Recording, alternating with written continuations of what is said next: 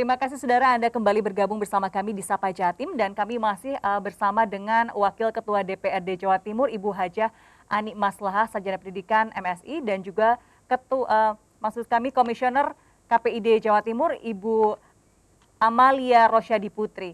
Dan berbicara mengenai kesiapan di tahun 2022, saya kembali lagi ke Ibu Ani. 2022 ini kan memang sangat-sangat singkat sekali ya. Dalam 2 tahun itu apakah kita siap untuk mengejar termasuk sosialisasi dan penerapannya? Ya, lazimnya memang 2 tahun ya. Biasanya akan begini runtutannya. 1 tahun itu melakukan sosialisasi sembari ada turunan yang namanya peraturan secara teknis, peraturan pemerintah. Ini yang belum turun, dimungkinkan nanti di awal-awal tahun 2021. Sampai pada tahun 2022 itu sudah ready lah. Jadi persiapan dari semua lembaga penyiaran bersama dengan pihak pemerintah termasuk dengan ini para produsen-produsen TV. Karena itu tadi yang di awal saya sampaikan, mereka itu sudah terlanjur memproduksi dengan maintenance yang bersifat TV analog. Baik. Saya pikir cukup lah, sangat cukup. Karena memang di awal tadi sudah saya sampaikan, maunya di 2014-2015 itu sudah mau launching, tapi memang 2018 sudah final banget, sudah selesai lah intinya. Hari ini tahun 2022 ada jeda waktu 5 tahun, sangat siap menurut Baik. Saya beralih ke Ibu Amalia. Ibu Amalia, terima kasih sudah bergabung bersama kami. Nah, selaku KPID Jawa Timur, apa saja yang sudah disiapkan menuju tahun 2022 untuk menyongsong digitalisasi penyiaran ini? Ya, baik Mbak Virgin, tentunya karena saya di bidang pengawasan isi siaran, itu yang memang kita fokus untuk melakukan pengawasan kepada 394 lembaga penyiaran legal yang ada di Jawa Timur, baik itu televisi ataupun radio. Ada TV komunitas, kemudian juga ada TV nasional, kemudian TV swasta, karena jenisnya banyak ya Mbak ya, lembaga penyiaran. Nah selain itu kita juga melakukan sosialisasi Mbak Virgin, tentunya kepada teman-teman lembaga penyiaran, bahkan pada saat proses evaluasi dengar pendapat, di mana proses itu adalah ketika lembaga penyiaran itu melakukan pengajuan untuk perpanjangan izin, itu kita sampaikan. Karena kebetulan untuk di perizinan langsung dihandle oleh Pak Ketua, Mas Afif, sehingga itu juga sembari kita melakukan forum-forum pelayanan perizinan ya, untuk perpanjangan izin teman-teman lembaga penyiaran, kita melakukan sosialisasi. Selain itu kita juga melakukan literasi media, Mbak Virsin, ya, dengan tentunya masyarakat yang tentunya kita juga mencoba menyampaikan itu. Nah terkait untuk kesiapan dalam hal monitoring, pastinya sangat berbeda Mbak. Ketika saat ini kita ada 12 tim monitoring yang ada di KPID. Tentunya itu juga masih sangat minim untuk mengawasi yang saya sebutkan tadi, 394 lembaga penyiaran. Bayangkan Mbak, ya kan? Tidak bisa kita bayangkan, padahal kita di kabupaten kota itu tidak ada ya. Baik. Karena memang KPID ini berbeda dengan lembaga yang lain karena memang kewenangan undang-undangnya hanya di tingkat provinsi saja, ya, tidak ada di daerah. Namun kami selama ini melakukan yang namanya MOU dengan kampus yang dimana ada prodi komunikasinya. Kita bersama-sama menggalang relawan monitoring siaran, itu yang kita siapkan. Tentunya kesiapan untuk pengajuan anggaran ya Mbak. Kebetulan ini ada Ibu Ani ya. Karena masyarakat penyiaran banyak yang khawatir jangan-jangan TV-TV lokal ini keberatan dengan nanti biaya yang akan muncul, komponen biaya yang akan muncul ketika bergabung dengan multiplexer nantinya. Betul. Itu juga menjadi keluhan juga Mbak. Yang tentunya nanti akan kita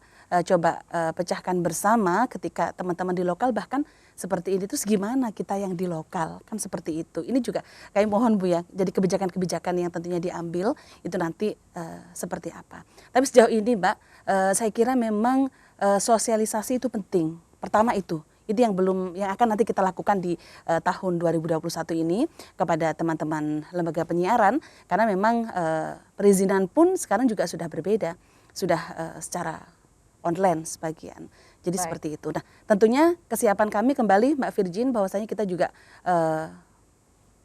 tentunya pengajuan sarana Jadi alat monitoring, karena kami juga punya alat perekam yang tentunya juga itu terbatas sekali. Kalau nanti kita bayangkan jumlah channelnya itu gitu akan semakin banyak. Bayangkan Mbak, yang dulu satu rumah ya hanya dihuni satu orang saja Ibu ya, sekarang bisa tak terbatas. Jadi saya ibaratkan seperti itu. Tentu ini akan menjadi kerja keras yang luar biasa untuk KPID dalam menyongsong digitalisasi ini. Baik, PR-nya berlipat-lipat. Berlipat-lipat, Baik. khususnya di bidang isi siaran ini, Bu. SDM ya. Iya. Baik, saya beralih ke Bu SDM dan Ani. anggaran. Iya, SDM Bu dan Ani, juga ini kan terkait kebijakan, seperti tadi disebut sama Ibu Amalia. Ini nanti kebijakan diharapkan dari Dewan juga nanti mendorong supaya TV-TV lokal ini mampu di era multiplexer nantinya. Apakah ada kebijakan yang nanti akan didorong ke arah sana, Bu? Iya. Hari ini kita ada namanya Perda, piranti hukum ya untuk lokal wisdom itu memang Perda ya. Kita punya Perda penyiaran TV lokal apa? Iya, PLL apa namanya? LPPL, LPPL. Lembaga Penyiaran Publik Lokal. Betul. Maka tentu ketika regulasinya hari ini berubah untuk perubahan sistem dari menjadi TV digital, maka kita akan membuat turunan dari undang-undang peraturan pemerintah menjadi Perda. Satu di antaranya yang perlu diatur di situ adalah perlindungan TV-TV lokal dengan karena memang TV lokal ini kan representasi dari potensi-potensi lokal yang ada di daerah masing-masing. Tentu ini akan teriringi dengan anggaran intervensi pihak pemerintah baik provinsi maupun daerah, karena memang untuk mempersiapkan infrastruktur butuh anggaran yang cukup banyak. Dimungkinkan untuk TV-TV lokal kan belum mampu untuk mempersiapkan itu, maka memang harus ada intervensi memang dari daerah. Dan tentu daerah harus ada sense of belonging karena akan mensiarkan potensi-potensi yang ada di daerah masing-masing kan begitu.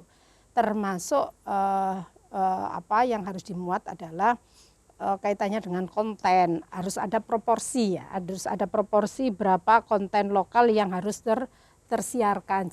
Jangan sampai kemudian hanya menyiarkan persoalan-persoalan yang ada pada tataran nasional secara general, yang itu akan membunuh dari potensi-potensi daerah. Baik, terkait konten saya ingin bertanya ke Ibu Amalia, apakah nantinya ketika sudah digitalisasi, para provider konten lokal dalam hal ini TV lokal bisa berkolaborasi sendiri untuk menyiapkan konten mereka?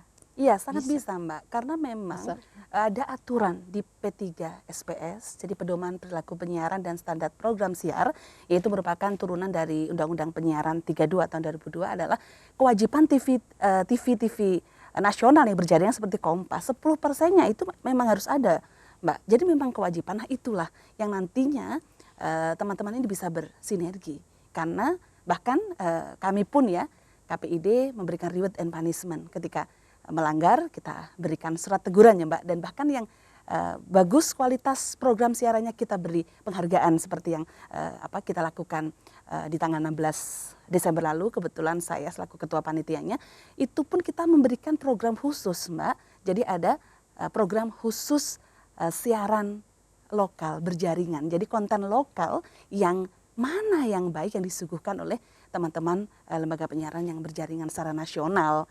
Dan Kompas kan selalu yang menjadi terbaik itu Mbak. Itu yang nantinya masih tetap bisa istilahnya menyelamatkan teman-teman di lokal ini begitu Ibu. Berkolaborasi begitu Betul, ya. Baik, saya ingin kembali lagi ke Bu Ani. Bu Ani ini dengan adanya perubahan perangkat menjadi digital, tentunya ini adalah menimbulkan satu potensi problem baru, karena ada rencana pemerintah ini akan membagikan set-top box untuk bisa menerima penyiaran secara digital, tapi kan juga dalam proses pembagiannya nanti ada potensi kecemburuan antara yang dapat atau yang tidak. Nanti bagaimana Bu dari pihak Dewan? Ya, saya pikir sama dengan ketika ada pembagian BLT ya, ada semacam eksplorasi data dari bawah, dari unsur kemampuan lah, dari unsur kepatutan dan kelayakan, sehingga ya memang pasti akan terjadi resistensi dan itu wajar lah.